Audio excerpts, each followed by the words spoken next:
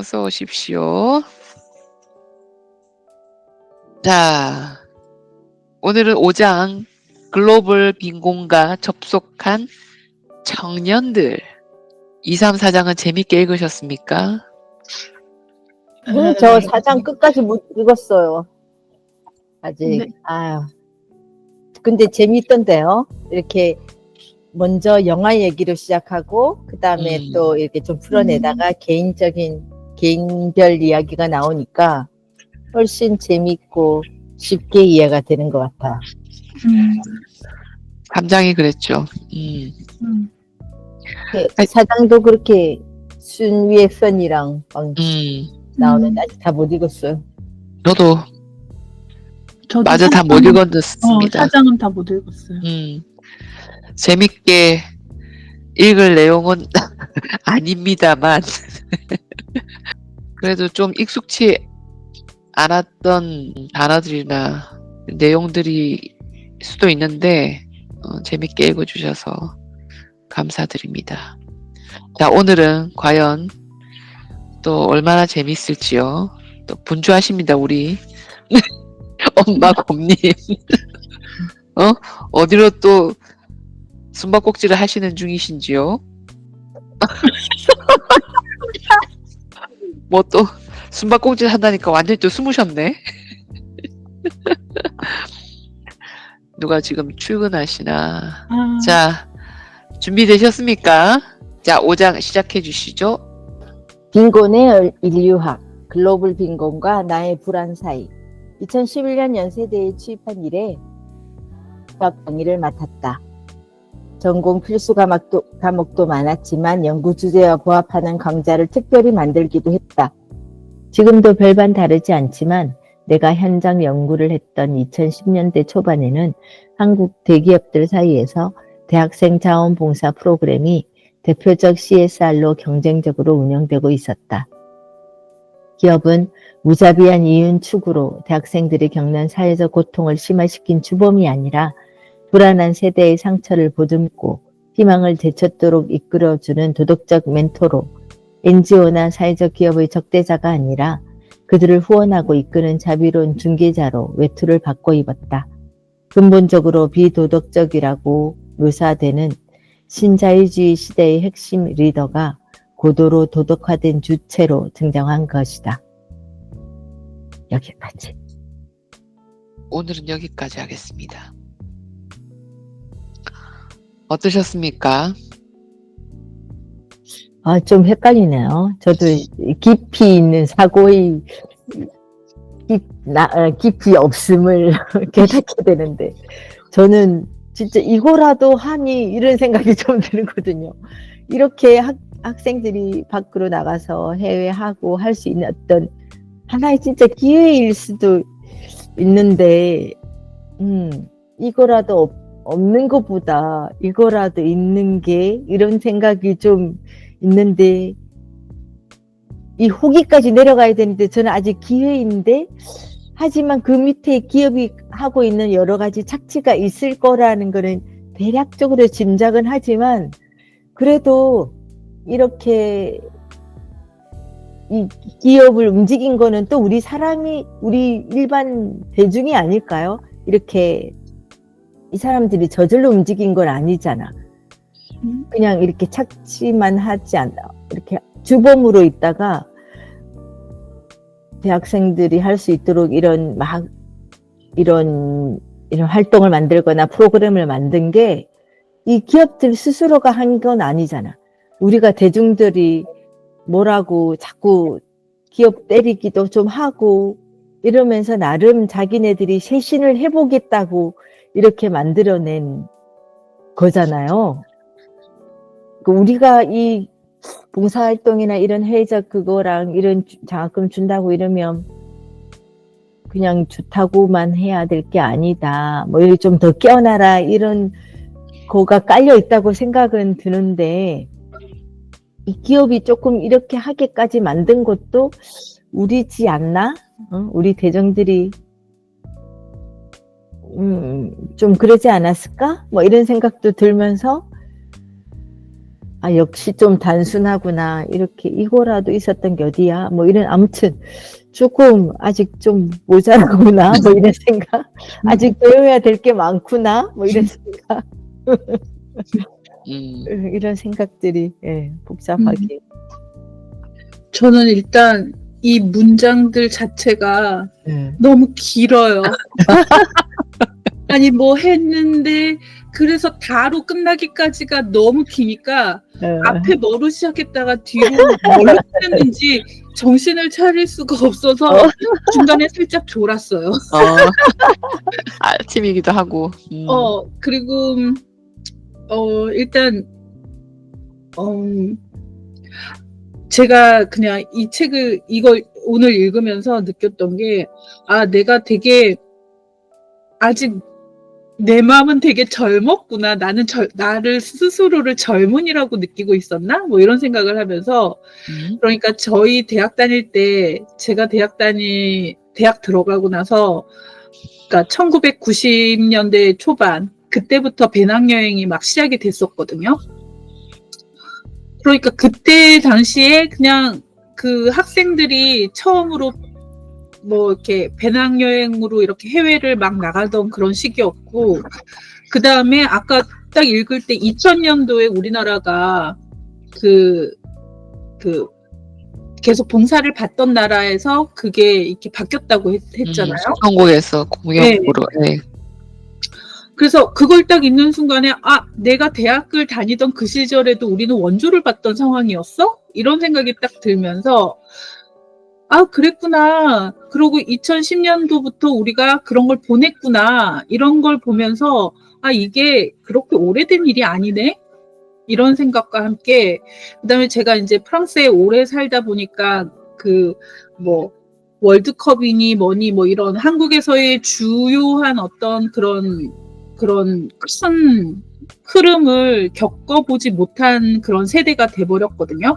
근데 여기 살면서 느꼈던 것 중에 하나는 요즘에 젊은이들 중에서 워킹홀리데이로 오는 친구들이 너무 많은 거예요. 그래서 되게 신기하다. 그러니까 예전에 우리가 배낭여행을 오는 것처럼 이 친구들은 워킹홀리데이로 오는구나.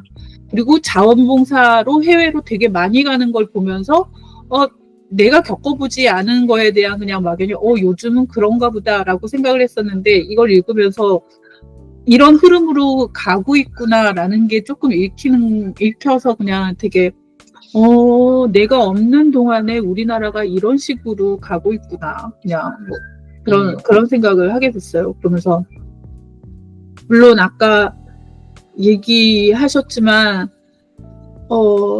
그 기업들이 나중에 그 CSR 뭐 이런 얘기 나오는 거, 기업들도 뭔가 자기들에게 이득이 되기 때문에 이거를 했겠죠. 그러니까 그럼요. 뭐든지 이득이 안 되면 하지 않겠죠. 하지 않았겠죠. 그리고 그렇게 포장을 해야 되는 시기에 우리가 살고 있는 거고, 그래서 어쨌든 지금 좀 전에 엄마님 말씀하신 것처럼 저도 지금 꾹꾹꾹꾹 졸면서 따라가기는 하는데, 그나마 이거를 읽어서 빈곤과 이런 문제에 대해서 한 번 더 생각해 보게 되고, 아, 내가 지금 어느 그 지점에 또 있구나라는 거를 생각해 보게 돼서 되게 좋은 것 같아요. 일단 읽고 있는 자체는. 네. 네. 국제기구가 출연했던 어떤 시점이라든지 우리나라가 그 국제기구의 여러 가지 정책들과 어우러져 가지고 해냈던 프로그램들도 다 어쩌면 큰 뭐라 그래야 되나, 흐름 안에서 기획된 것이구나.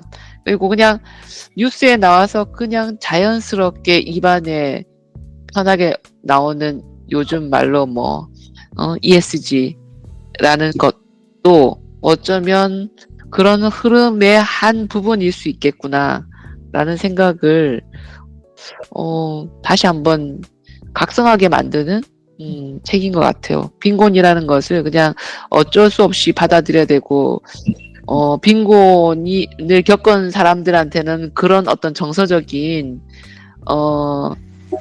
아이덴티티를 만들어 버리잖아요, 이미. 고정적으로 내 머릿속에서 딱 그 정해져 있었던 좀 견고하고 그런 개념들을 조금 흔들어 놓는다? 그런 의미에서 이 책은 뒷부분에는 또 어떤 대상으로 이어질지는 모르겠지만은 이게 또 재밌을 것 같네요. 이번에는 이제 청년들 대상으로 한 여러 가지 얘기들인데 이게 또 청년들이 지금 우리의 또 아이들이잖아요. 아이들이고 그리고 얘네들이 또 기업으로 들어가야 되는 아이들이기 때문에 꽤 참 이런 이중 모순이 있는 것 같긴 해요. 정말. 기업이 뭐 이 정도로 하니까 괜찮지라고 하지만 거기에 정말 괜찮지는 아닌데, 괜찮지는 아닌데, 그러니까 그거라도 그거라도 그러니까 이제 모든 것들이 그런 것 같아요. 보통 보면 그 뭐죠? 그 기부하는 것도 뭐 기부의 개념이라든지 아니 그러면서 우리가 조금 더 깨어 있으면서 그러니까 계속 두드려줘야 되는 거지. 그러니까 이 흐름에 우리가 어떻게 벗어날 수는 없는 것 같아요. 너무 거대해서. 하지만 그렇죠. 이미 또 너무 견고해서. 그렇지. 그래서 이제 빠져나올 수는 없지만 그래도 계속 두드려서 야야 이거 아니야 이러면 이제 또 새로운 프로그램을 만들고 막 이렇게 하잖아요. 이 기업들도 자기가 스스로 알아서 그러지는 않았을 것 같아요. 대중들의 어떤 그게 서로 주고받는 어떤 게 있었지 않았을까요? 아무래도 자기네들한테 좋은 이미지를 받기 위해서, 그러니까 자기네들이 그 기업이 이윤을 더 창출해내기 위해서는 만약에 예를 들어 등을 돌린 이 대중들을 어떻게 하면 끌어들일까, 아니면 이렇게 혹평하는 대중들을 어떻게 하면 끌어들일까, 이렇게 머리를 써서 나온 거라는 거죠. 우리가 그냥 줄줄줄 생각 없이 따라갔다면 그렇게 고민할 여지가 없었을 텐데, 이런 프로그램들도 아마 뭔가 우리 대중들의 어떤 그런 행동들을 반영을 해서 이걸 만들어낸 거잖아요. 자기네 어떤 좋은 이미지를 위해서. 기업이 비도덕적인 어떤 행위자로 비난받는 게 있으니까. 그치. 그로부터 뭔가 이미지를 전환시키기 위해서. 그러니까 여기서 말로는 그러잖아.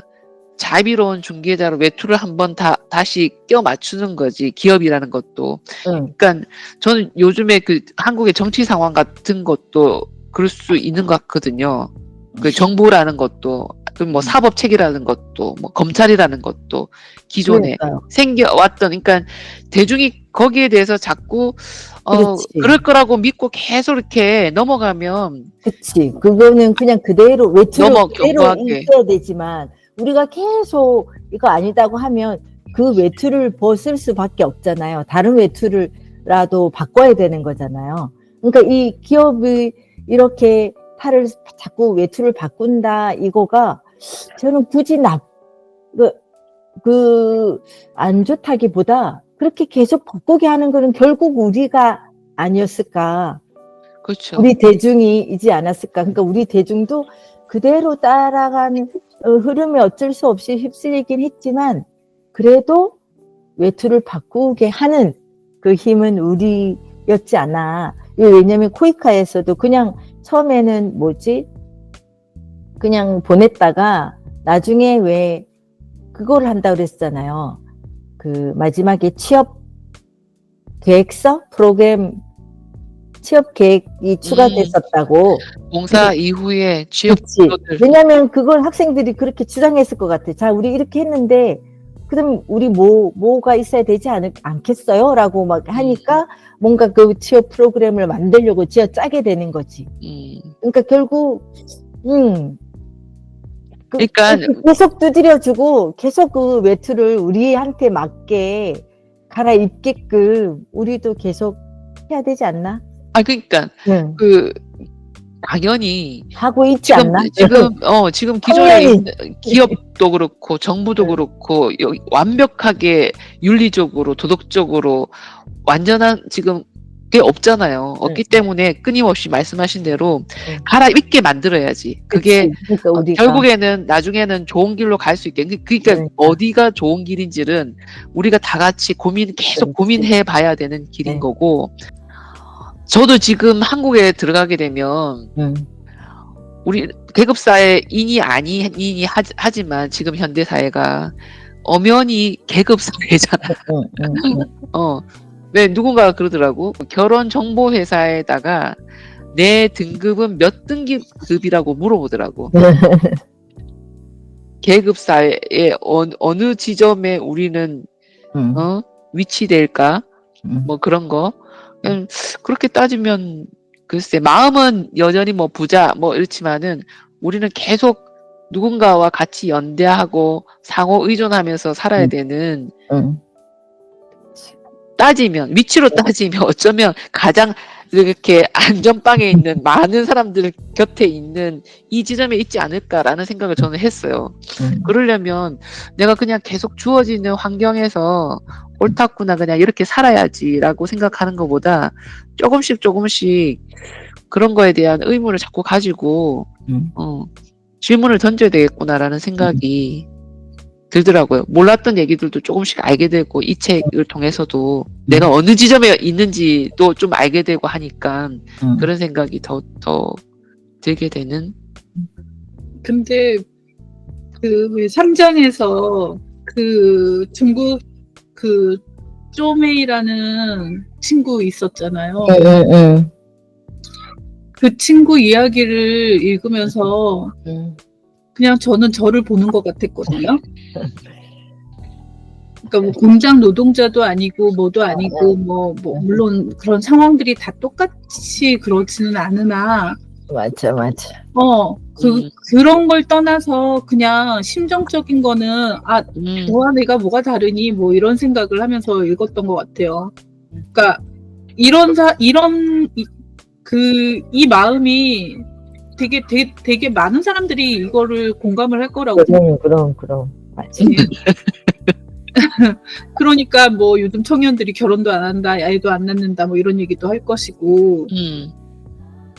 그러니까 탓할 수 있는 일이 아니에요. 살 수 있게끔 만들어 놓지 않은 상태에서 계속 그러니까 내 아이가 이렇지 않은 상황이 아니라고도 말을 할 수가 없고.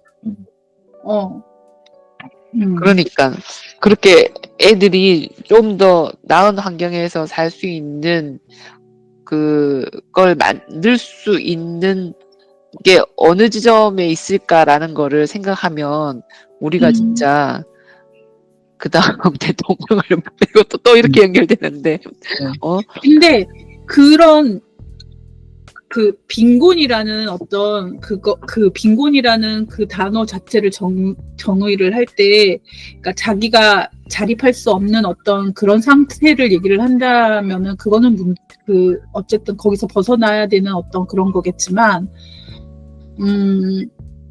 계급의 문제는 또 다른 것 같아요. 그러니까 계급이 낮다고 해서 못 먹고 사는 건 아니잖아. 자립을 못하는 계급이 그 계급 안에서도 자립하고 살 수 있는 사람들도 많을 거고. 그러니까 계급이란 문제는 만약에 그걸 뭐 어떤 경제적인 능력에서의 계급을 나누는 거라면은 또 그건 또 다른 문제겠으나. 뭘로 또 나눌까요? 계급은 거의 지금 경제적인 그걸로 나누지 않을까요? 근데 저는 앞부분에서 제가 잘못 이해를 했는지 모르겠지만은 그 의존에 관한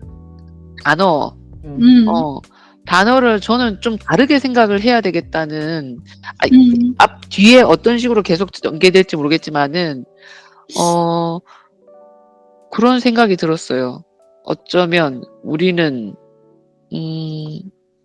내가 생각하고 있는 의존에 대한 부정적인 생각. 그래서 우리는 계속 왜 지난번에 엄마 고모님이 그러셨잖아요. 한국에 들어가면 그냥 나는 그렇게 왜냐 갈 데가 없으니까. 갈 데가 없으니까. 그때 여기서 얘기했나? 딴 데서 얘기했나? 개인적으로 얘기한 건가요? 한국에 가게 되면 갈 곳 마땅히 내가 이제는 머물러야 될 장소가 없으니 소망이라면 나는 가서 내가 누구한테 신세지지 않고 머물 곳이 있는 것에 대한 우리 로망이 있잖아요. 그래서 우리는 경제적으로 자립하자, 독립하자. 그런 것들이 마음에 항상 한 꽃대에 그런 염원이 있잖아. 근데 이제 엄마 곰님이 뭐라 그러셨냐면, 직접 말씀 한번 해보세요. 뭐야? 당신의 음성으로. 뭐야? 좀 그러시는데 저기로. 뭘 그럴 수 있어요. 다 같은 마음이지. 그런 것 같아요. 뭐지? 아니, 뭐. 제가 대신 얘기할게요. 네, 제가 대신 할게요.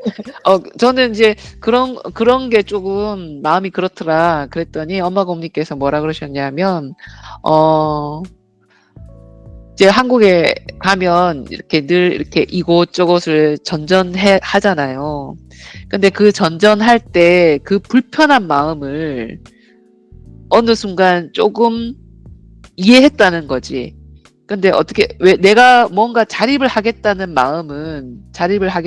싶은 그 마음은 누군가한테 의지하거나 의존하면서 생기는 그 불편한 마음을 내 자체에서 없애고 나는 너보다 편안하겠다는 거지. 그냥 난 그 마음에서 벗어나서 온전히.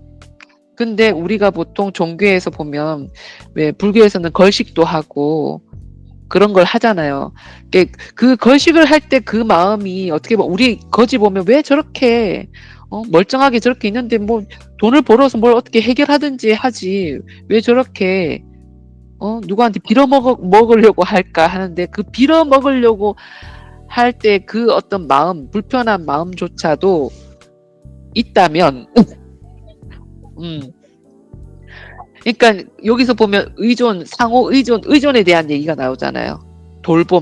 돌봄과 의존 이런 얘기가 나오면서 그 얘기도 이게 하다 보니까 횡설수설하는 식으로 됐는데 마음이 전달이 됐는지 모르겠는데 우리가 앞으로의 삶도 서로가 의존하고 의지하면서 살아야 되는 어떤 그 마음이 기존에는 누군가한테 의존한다는 거는 굉장히 부정적이잖아요. 내가 뭔가 없는 상황에서 누군가한테 기대야 되는 거에서 좀 더 서로가 서로한테 조금씩 있는 부분들을 서로한테 의존하고 부족한 부분을 좀 의지하고 하는 어떤 상호 의존의 의미가 좀 더 긍정적이라면 좀 약간 느낌이 별거 아닌 약간의 인식 전환이긴 하지만 그렇다면 내가 다른 사람을 알아볼 때 어떤 시선이라든지 또 나 스스로 다른 사람과의 관계에서 좀 약간 기대려고 했을 때 내 마음이 예전만큼 그렇게 고달프고 좀 비루해지고 막 그런 마음에서 좀 벗어나지 않을까? 서로가 서로에게 뭐 그런 생각이 들어서. 근데 얘기를 하시는 걸 듣다가 그냥 딱 생각난 게 뭐가 생각이 났냐면요. 그 말에 동의를 하거든요. 의존이라는 어떤 그 말에 너무나 사회적으로 부정적인 그런 테두리에 이렇게 넣어버렸기 때문에 의존은 정말로 이렇게 되게 나쁜 거라고 생각을 하는데, 그러니까 그 사람이 마음을 주고받는다는 거는 누군가가 나에게 무언가를 원하는 거를 알고 내가 저 사람에게 뭔가 필요한 존재구나라는 거를 느꼈을 때 상호 어떤 이걸 뭐 기브 앤 테이크라고 잘라 말하는 게 아니라 어떤 감정적인 교류에서도 서로 감정적인 의존 상태가 있어야지만 상호 교류가 되는 거잖아요. 그렇죠. 라뽀가 있어야지. 예. 그러니까 라뽀도 필요하지. 만약에 내가 이렇게 그냥 이렇게 딱 잘라 말하면 내가 톡톡 터는 스타일이야. 나는 너에게 부담을 주고 싶지가 않아. 그래서 나는 누구에게도 의존하지 않고 뭐 없더라도 나 혼자 살아갈 거야. 이렇게 생각하고 산다면 누구도 그 사람 곁에 저 사람은 항상 저런 사람이기 때문에 내가 들어갈 틈도 없고 저 사람 항상 겉으로 보기에는 항상 자기 스스로 완벽하고 음. 그렇기 때문에 내가 뭔가 도움을 청할 수도 없고 그 다음에 내가 저 사람에게 도움을 줄 필요도 없다라고 생각할 수 있거든요. 근데 사실 나이가 들어가면서 그런 관계들이 얼마나 중요한지 이제 점점 알아가는 나이가 돼가고 있잖아요. 그래서 예전에 그 막 경제적으로 독립을 할 때 그때 한국에 있는 부모님한테 그런 얘기를 한 적이 있어요.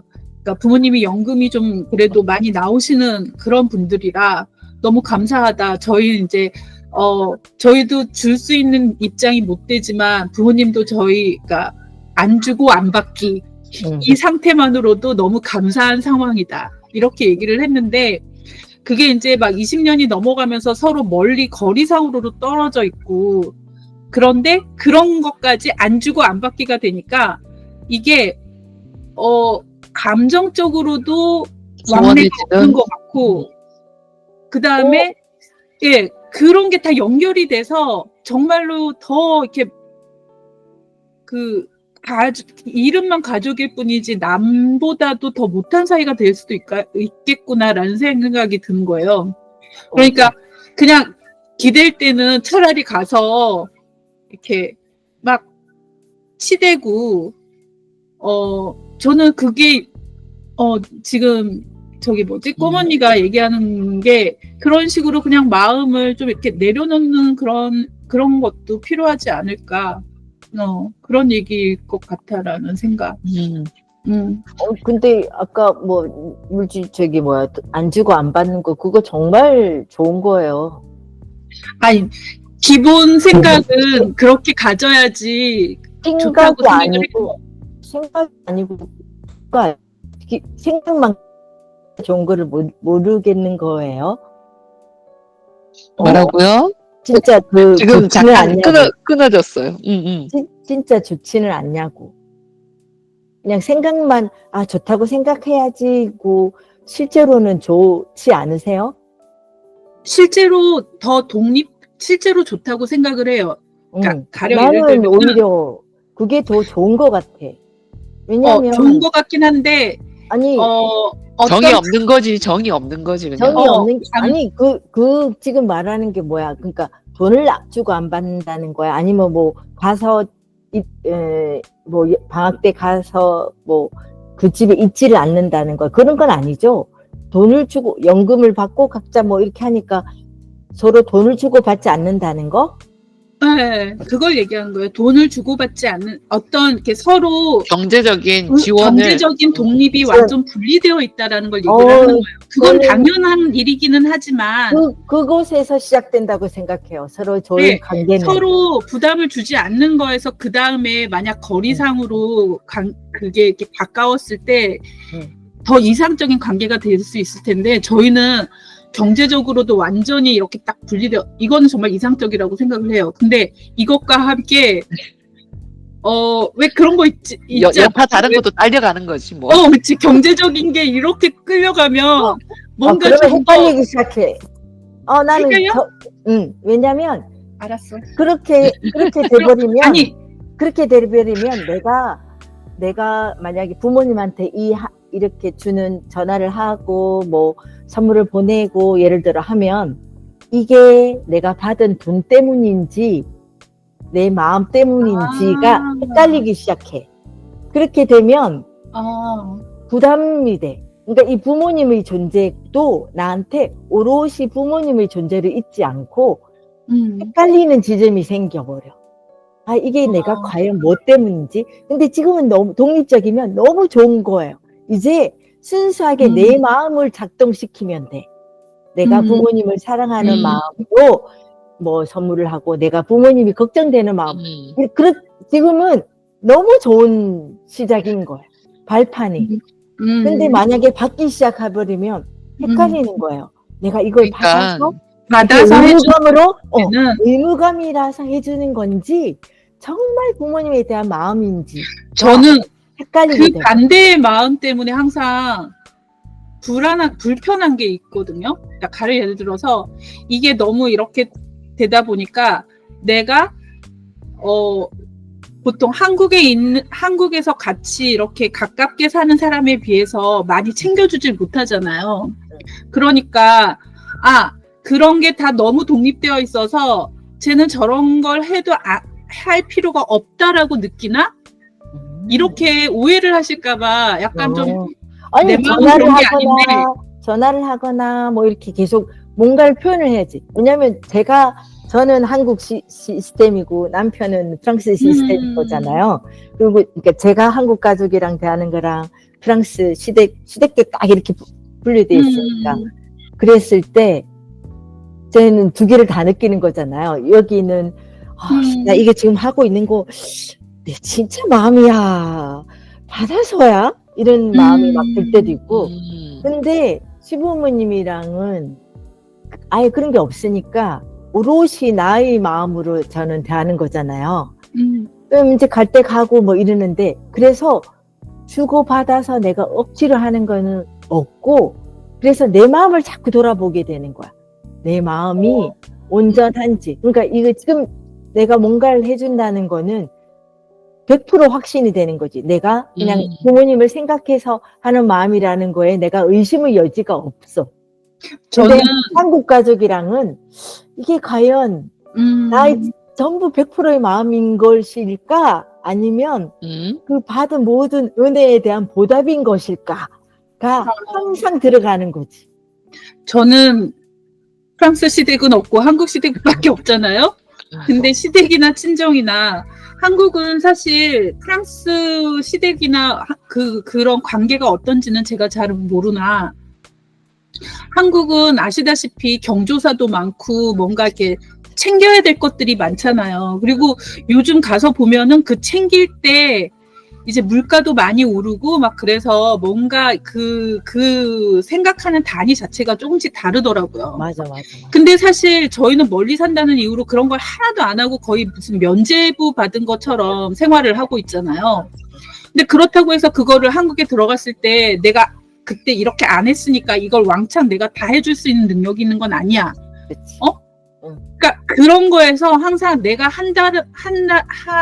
나는 한다고 하지만 항상 채워지지 않는 무언가가 있을 것 같다라는 생각이 드는 거죠. 항상 그런 거에서 이제 지금은 뭐 어떤 경조사나 뭐 명절이 돼서 내가 뭘 못하는 거에 대해서 예전에 초반에는 아유 저희가 뭘 못 챙겨서 죄송해요라고 했지만 지금은 이제 죄송하다는 말조차도 안 하거든요. 못해. 죄송하다는 말을 뭐 매번 해봤자 그 무슨 소용이나 싶어서 그런 것조차도 안 하거든요. 그러니까 그러다 보면 그러니까 그거를 지금은 그때 당시에는 뭐 그걸 왜 그냥 이제는 안 할래요라고 얘기하고 안 하긴 했지만 그래도 하는 게 낫지 않았을까 뭐 이런 생각을 할 때가 있다라는 거죠. 감정적인 어떤 그런 게 하고 안 하고를 그 매번 나를 표현하는 게 더 낫지 않았을까 이런 생각을 한다는 거예요. 그러니까 그것도 이게 의존이라는 게 경제적인 의존뿐만 아니라 감정적으로도 내가 표현을 하고 안 하고에서 그 어떤 영향이 있다라는 생각을 하게 된다는 거죠. 그러니까 그래서 결론으로는 이건 가족일까라는 거에 물음표까지 생기는 상황이 되는 것 같다는 거예요. 저는. 그래? 나는 오롯이 이제 이런 부차적인 요소들이 없으니까 오롯이 벼룩이님의 마음으로 나는 부모님을 대할 수 있고 오롯이 주변적인 어떤 이것 때문에 저것 때문에가 아니잖아요. 그런 이제 완전히 독립된 두 개체이기 때문에 이제 그냥 네. 마음으로 그게 마음 못할 수 있는 거에 대해서는 뭐 못해서 좋을 때도 있잖아요. 그러면 아이씨 못해서 이런 거 못해서 다행이다 싶으면서 그냥 감사하게 받아들이고 내가 할 수 있을 때 그 마음을 그래도 표현하려고 하면서 근데 우리는 떨어져 있기 때문에 못하는 거에 대해서 어떤 미련이나 안타까움을 느끼는 거는 기본치인 것 같아. 그거를 어떻게 할 수는 없고 없지만 어쩔 수 없다라는 게 이제는 그 어쩔 수 없음으로 끝나는 문제가 아니게 돼버리는 거지. 저는 요즘에 자주 전화를 해. 자주 전화를. 전화를 아주 자주 해. 표현할 수 있는, 그러니까 약간 그런 것도 있는 것 같아요. 예전에는 그냥 전화로, 왜냐면 그분들이 이제 연세가 좀 더 그러니까 젊으셨을 때는 그냥 전화로만으로도 해결될 수 있는 문제가 됐을 수 있었는데, 이제는 내가 옆에서 모셔야 되는 어떤 그 지점에 다다르게 됨으로 인해서 자꾸 마음에 이게 그런 의미가 아마 좀 더 섞여서 제가 이렇게 말씀을 드린 걸 수도 있을 것 같네요. 얘기를 하다 보니까. 그러니까 이런 그 상황들을 그 복지라는 다 멈춰버렸네? 나는 안 멈췄는데? 아, 아닌가? 왔다 갔다 한다. 화면이.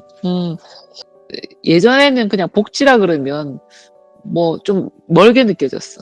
멀게 느껴졌는데 부모님이 이렇게 아프시고 난 이후에 이렇게 관심 있게 보게 되는 부분들이 거의 복지. 그리고 지금 제 또래 친구들의 부모님들이 다들 병원 중에 계시고 심지어는 지난주에 또 부고도 있었고 보면서 그게 그냥 한순간에 이게 남의 일이 아니고, 그리고 이젠 제가 당사자잖아요.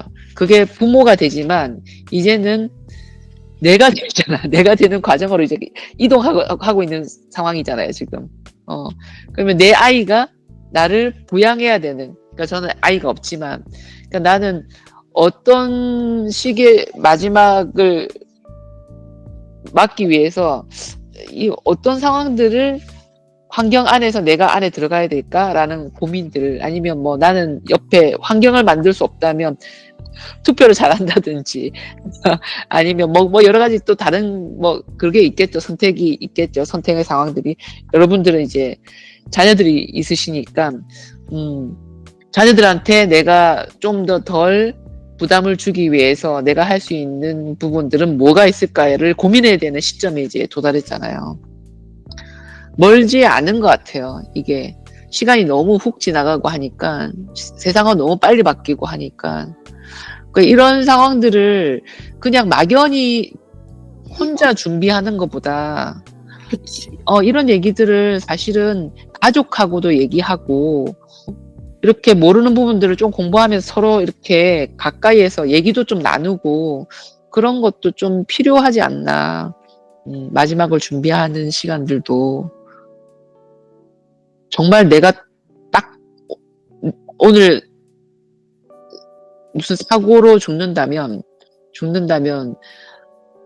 가족이 당장 할 수 있는 일이 머릿속에 하나도 없어요. 백지 상태예요. 내가 죽는다면 뭐 이 사람이 어떨지 모르겠지만은 반려인이 죽는다면 사고로 내가 뭘 할 수 있는지 하나도 머릿속에 있지 않아요. 솔직히. 어디 장례식을 가고 그래 보긴 했지만 그 절차가 어떻게 되는지, 내가 과연 뭘 어떻게 준비해야 되는지에 대해서는 사실 공부하겠다는 생각을 단 한 번도 한 적이 없거든요. 한국에서는 제가 겪어봤기 때문에 요만큼 알지만 여기서는 그런 것도 조금씩 알아야 되겠다는 생각을 하게 되더라고요. 근데 요즘 생각하는 거는 제가 여기 이제 산지 25년 차가 돼가고 있는데 25년 차나 되면 이제 조금 있으면 제가 한국에서 산 시간보다 여기가 더 길어지는 시간이 온단 말이에요. 더 이상 내가 에트랑제고 내가 여기를 몰라서 어쩌고 저쩌고 이런 식의 말을 할 수 있는 상황이 아니에요. 그러니까 이게 물론 엄마곰님의 경우랑 뭐 그 꼬머니의 경우랑 저랑 다 각자의 그런 위치가 다 다르고 상황이 다르기 때문에 그렇긴 한데, 그러니까 서로 다르지만 어쨌든 그러니까 가끔씩 떠오르는 생각이 더 이상은 내가 여기에서 외국인이고 내가 이 나라의 시스템을 몰라서 어쩌고 저쩌고 이런 거에 대한 면죄부처럼 나를 변명할 수 있는 위치가 아니라는 생각이 들더라고요. 근데 그렇게 생각했을 때 그러면 나는 어떻게 해야 될까? 그리고 내가 그걸 알고 나서 나는 뭘 어떻게 나의 그 노후를 준비하면서 내 아이의 짐을 줄일까? 뭐 이런 생각을 하게 되잖아요. 그러니까 물론 가장 바람직한 방법은 우리가 부모님에게 똑 경제적으로 독립을 한 것처럼 우리 아이도 그렇게 되고 그렇게 자립을 할 수 있으면 너무나 좋겠으나 어쨌든 아무것도 불투명한 이 현실에서 내가 이거를 내가 프랑스에서 내가 한국에 들어갈지 아니면 여기서 죽을지 이런 모르는 상황에 정말 나조차도 불투명하고 아이도 불투명한 되게 답답한 이런 현실에서 그러니까 결론은 없으나 어쨌든 발버둥은 쳐봐야 되겠다 그냥 그런 변명은 이제 하지 그러니까 변명이라기보다는 그런 말을 이제는 입 밖으로 꺼내기 그렇지 않을까? 뭐 이런 생각을 하게 됐어요, 요즘에. 그러네요, 진짜. 더군다나 이 나라에서 사는 동안은 오로지 내가 선택해서 내가 생각할 수 있는 그때에 온 거잖아요. 그러니까, 더군다나 한국에서 나를 바라볼 때는, 한국에 있는 가족이 나를 바라볼 때는 제가 저걸 선택해서 저기서 이렇게 살고 있고 자기가 선택한 삶이라고 생각할 거 아니야. 근데 거기에 나는 이 나라의 시스템을 모르고 어쩌고 이렇게 얘기를 한다라는 게 이제는 더 이상 통하지 않을 거라는 생각이 든다라는 거죠. 그래서 뭐 좀 답답하지만 내가 감내해야 될 짐이 하나 더 늘어난 그런 기분이기도 하고 약간 억지로 지금 선택해서 사는 삶이라고 얘기할 수 없는 그 누구에게도 무언가를 선택했을 때는 이게 가장 최선의 선택이라고 생각해서 여기까지 왔기 때문에 사실은 그 누구도 그 마지막에 책임은 질 수 있는 사람은 나밖에 없다는 거를 시간이 가면 갈수록 절감하게 되는 거죠. 이건 누구의 탓을 하기에는 이미 많이 늦었어요. 그러니까 결국은 내가 내 마지막을 나 스스로 책임지기 위해서 내가 할 수 있는 것들은 어떤 것들이 있을까 차근차근 생각하다 보면 이런 부분도 새삼 공부하다 보면 와 닿네요. 그래서 벼룩이님은 어떻게 발부등을 치고 계십니까? 예를 들어 몇 가지 예들을 좀 알려주시면 몇 가지 예들을 알려주시면 감사하겠습니다. 그건 너무 어렵네요. 뭘 발버둥 치고 있는지 저도 제 자신이 모르겠어서. 그 마음이 이제 의지가 이제 올라왔다는 거지. 우리가 지금 이렇게 이 시간에 이런 책으로 모이는 것 자체도 저는 그 발버둥의 일환이라고 저는 보고 싶어요. 이 발부등의 일환이 되려면 우리가 불어로 책을 읽어야 되는 거 아닐까요? 불어로 책을. 그렇잖아? 그것도 외국인으로서 그렇다며.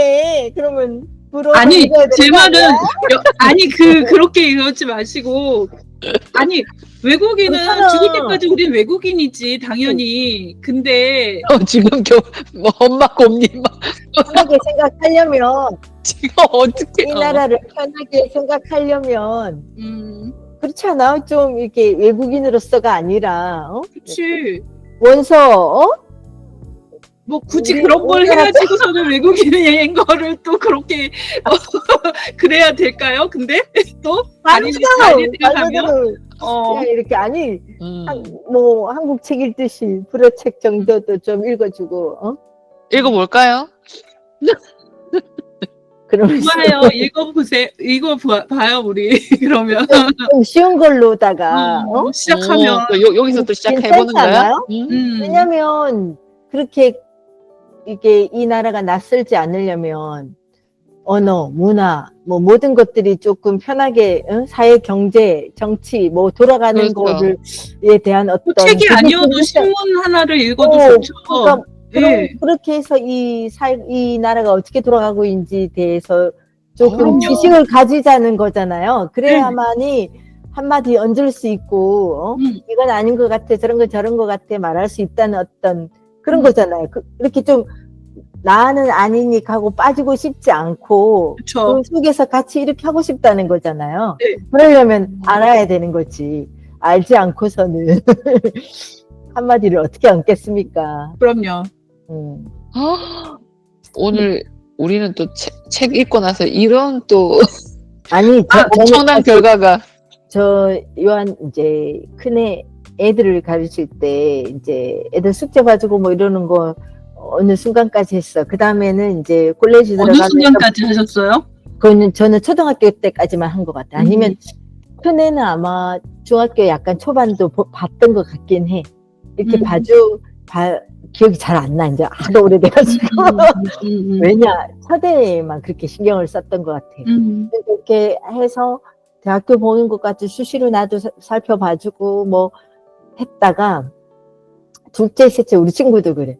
야 너는 둘째, 셋째는 언제 대학교 간지도 모르겠어 그러는 거죠. 그러니까 왜냐하면 둘째, 셋째부터는 일단 둘째, 셋째니까 손을 난 것도 있고 너무 막 시스템이 바뀌었잖아요. 바꿔서 못 알아듣겠고 나는 서류 뭐 이런 행정 이쪽으로는 너무 머리가 아파서 아예 내가 근데 아빠가 도와주시지 않아요? 그러니까 내가 나는 이거 못해 라고 생각을 하고 아빠 쪽으로 그러니까 지금 여러기님 얘기를 들으니까 나도 뭔가를 했었어야 되지 않았나 하는 좀 반성을 하는데 나는 아예 이건 내 일이 아니야 내가 할 수 있는 게 아니야 라고 하고 그 다음에 이번에 이제 요한이까지 했잖아요. 요한이 그렇게 했을 때 요한이는 아예 뭐 볼 생각도 안 하고 뭐 엠마 때는 또 적어도 그래서 뭐 어쨌다는 거야 라고 물어보면 뒤에 레즈메를 듣고 막 이랬는데 이제는 뭐 관심이 막 없는 거지. 그러니까 이게 좀 그러면서 당당하게 이러는 거지. 야 내가 한국어였어 봐 그걸 내가 했겠지 뭐 불어를 뭐 왜 이러면서 너무 당당하게 그렇게 얘기를 했는데 지금 순간 반성이 되는 거야. 그러니까 이게 가끔 면제부랑 핑계거리로 싹 편할 때 이렇게 싹싹 오가고 이랬다가 그 다음에 불평을 막 할 때는 또 불평을 했다가 싹싹 심하게 왔다 갔다를 했다는 생각이 들면서 더 이상 나는 아직 한국에서 보낼 시간이 더 많지만 하지만 진짜 곧 그 순간이 도래할 텐데 그때까지도 나는 진짜 외국인이니까 나는 잘 모르니까가 면제부로 남지는 않지 않을까? 그리고 이제 계속 살아가면서 모르면 불편하잖아요. 막 다른 사람들 막 정치 얘기하고 있는데 그냥 뭐 그래 이런 한마디 하고 그냥 모르는 사람처럼 앉아 있는 게 옳지 않다, 바르지 않다라는 생각이 저는 드니까. 왜 요즘에는 막 이렇게 유튜브를 보다 보면 알고리즘에 의해서 내가 보던 어떤 그런 관심사가 막 올라오잖아요. 근데 한동안 있다 보니까 이제는 내가 프랑스에 살고 있는지 한국에 살고 있는지를 모르겠는 거예요. 왜냐하면 유튜브를 딱 열면 한국 컨텐츠밖에 안 나오는 거야. 내가 그럼 이 나라에 왜 살고 있지? 이런 생각이 들기 시작했어요, 어느 날.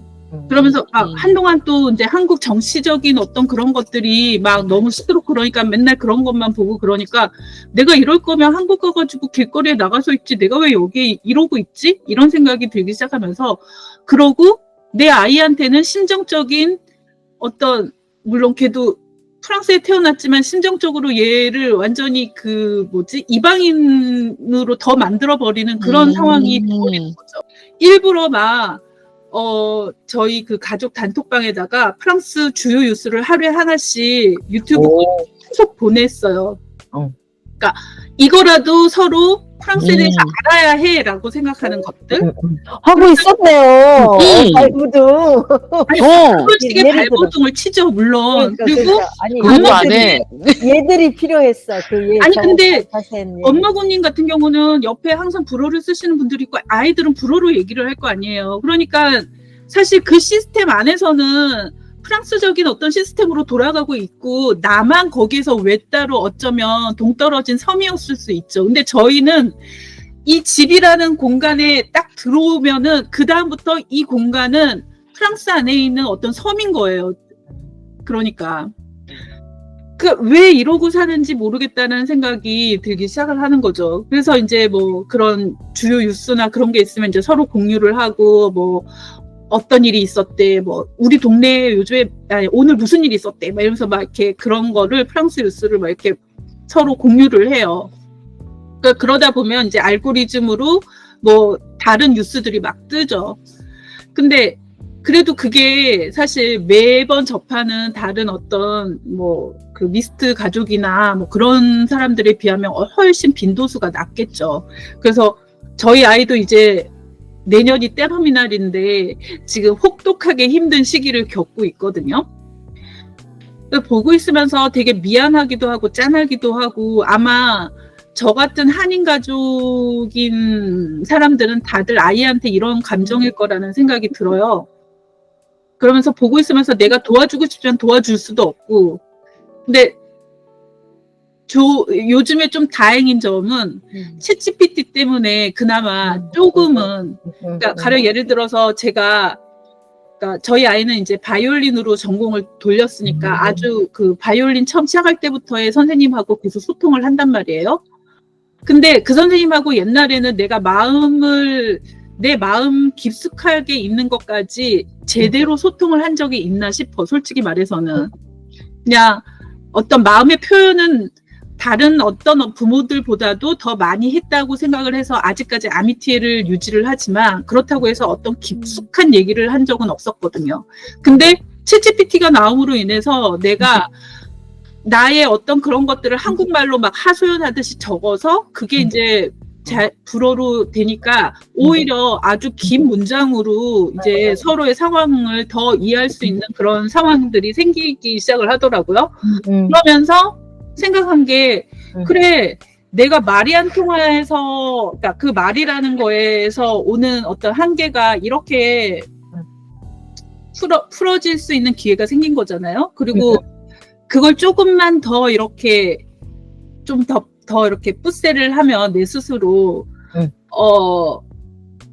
더 여기서 살고 내가 하는 것에 조금 더 그러니까 여기서는 지금 의존이라고 했지만 어떤 내가 뭐라고 얘기해야 되지? 상호 의존하는 게 좀 더 자연스럽게 되지 않을까. 그러니까 내가 말이 통하지 않기 때문에 항상 저 사람한테 뭔가를 부탁할 때는 정말 그야말로 그대로 부탁으로만 됐었는데 이렇게 좀 더 자연스러운 그런 게 생기면 저 사람도 나에게 부탁하는 이런 상호 관계가 생기지 않을까라는 생각이 드는 거죠. 그러니까 약간 그러면은 이제 좀 더 소속되는 소속감도 느낄 것이고 약간 공부를 해야겠다라는 생각이 많이 들어요. 네, 당연히. 그래서 좀 전에 막 그 얘기 막 우리 불어로 읽어볼까요? 막 이럴 때. 좋은 생각이죠.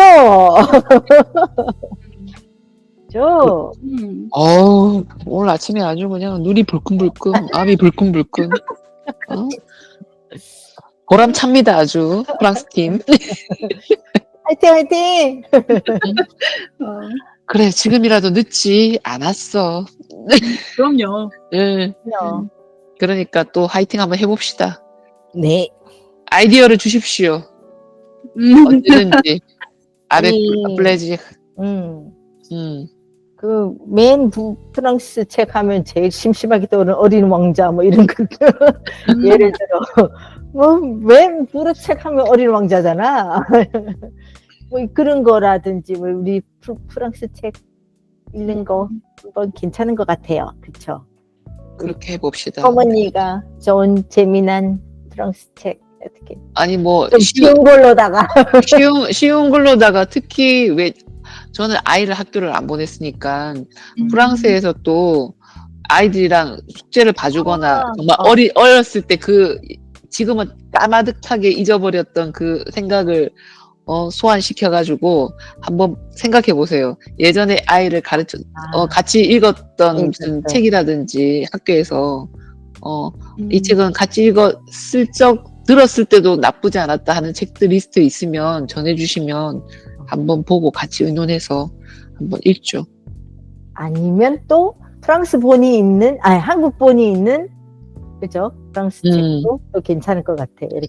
요즘은 대체로 너무 답답하면 한국 책 대체로 많이 그래도 번역이 돼 있어서 프랑스 책들이 생각보다 그래서 너무 요즘 현대 작가들 거는 아마 번역이 나쁘지 않을 수 있는데 옛날 고전 책들은 사실 너무 만한 건 아닌 것 같아요. 그러니까 문체가 너무 그렇고 하면 우리가 읽으면서 또 그럴 수도 있으니까 아예 그냥 진짜 요즘 잘 나가는데 젊은 재밌는 연애 소설 같은 거 읽어도 되고 혹시나 맞아요. 그 편하게 혹시나 들은 게 있으시면 알려주시면 재밌게 편하게 읽자고요. 너무 공부하듯이 읽으면 또 재미없을 수도 있으니까 처음에는 또 하다가 나가 떨어질 수 있잖아요. 그렇게 해보죠 그러면. 네. 아유 오늘도 또 긴 이야기로 그러니까요. 과연 이거를 다 쓰다 떨면 모자라? 맞아요. 모자라? 할 얘기는 무지 많아 정말. 많아. 자 아침 먹고 시작들 하십시오. 네. 이미 드셨을지 모르겠지만 1, 2, 3 이미 다들 가족들은 떠나서 드셨을 수 있겠다. 먹었습니다. 예. 언제 날 좋을 때 한번 밖에서 볼까요? 진짜요. 봐요. 하여튼 우리 봅시다. 부활 끝나고 나서. 감사합니다. 안녕. 좋은 하루 보내세요. 좋은 하루 보내세요. 네.